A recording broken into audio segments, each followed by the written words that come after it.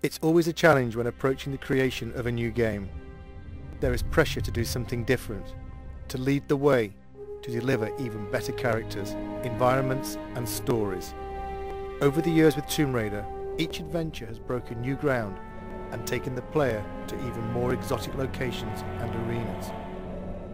And now onto a new arena, the next generation console.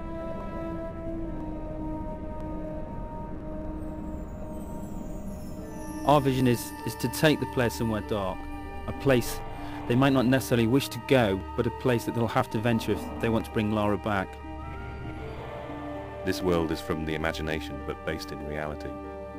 A dark world, a dangerous world, a world that reflects the change in Lara.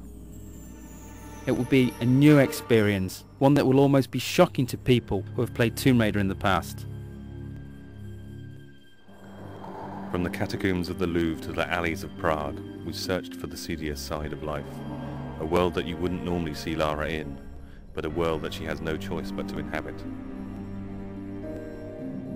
Like her audience, like the game's consoles themselves, Lara has grown up. Her experiences in Tomb Raider 4 have forced her to question herself. This game will ask more questions of her. It was a very conscious decision to leave out elements of Lara's story since Tomb Raider 4. Certain aspects of that story will return. It's just a matter of when and where. For the first time, Lara will have a moral choice to make. It's no longer a clear-cut case of good versus evil. This is a more complex tale which will ask more complex questions of the player. The player controls how the story develops much more than in previous Tomb Raiders.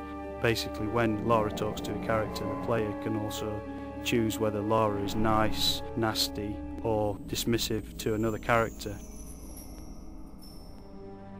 This game sets a new benchmark for character animation. The new consoles allow for an unprecedented level of subtlety in the way the characters can act.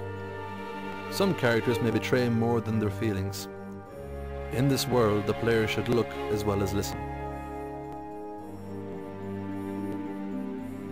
The advancements in game technology allow for much more complex movement from the characters. They have spines, joints, they even have fingers. They move in different ways. We borrow these movements from real people. The man on the A57, the woman on the bus. They travel much further than they think.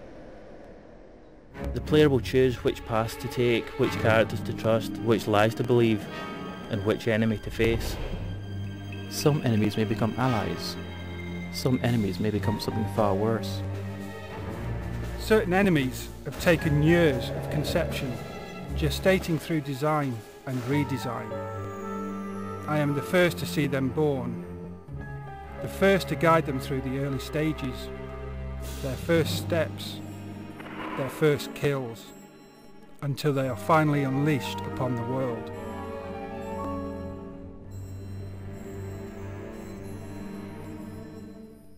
When you walk into this world, you walk into a film with multiple paths and possibilities, but one story drawing you through. This world begins in an act of darkness. How this world ends is up to you. This is a world of shadows. There is a shadow on Lara.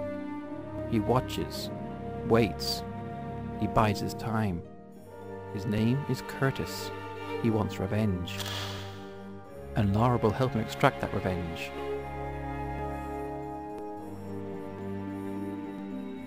For the first time, there is another playable character in Tomb Raider. A character whose abilities combine the supernatural with the superhuman. He has a different approach to Lara, less subtle perhaps, but still effective against certain opponents.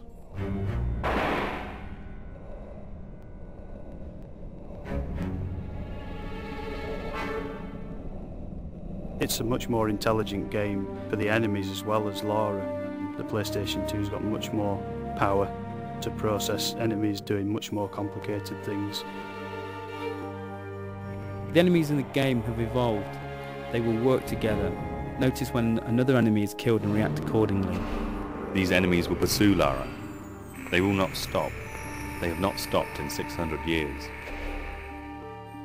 The Monstrum, the Cabal, Eckhart. An unholy trinity guided by an unspeakable force. Their origins lie in the annals of alchemy, not in its purported search for the secrets of gold, but in its real search for the secrets of the atom.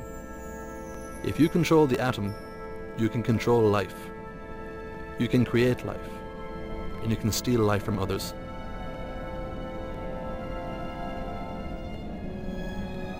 This story is very much on an epic scale, from 14th century alchemists to serial killers in modern day France.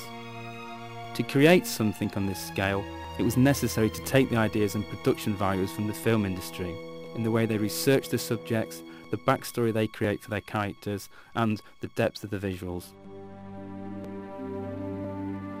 This level of production requires a total consistency of purpose. Every aspect of the game has to be in keeping with the overall concept. Every person working on the game knows that they are working on an epic, and everything they do has to reflect that, from concept to completion. For the music to match the scale of the production, we decided to use the same process that major film studios use. In this case, the London Symphony Orchestra.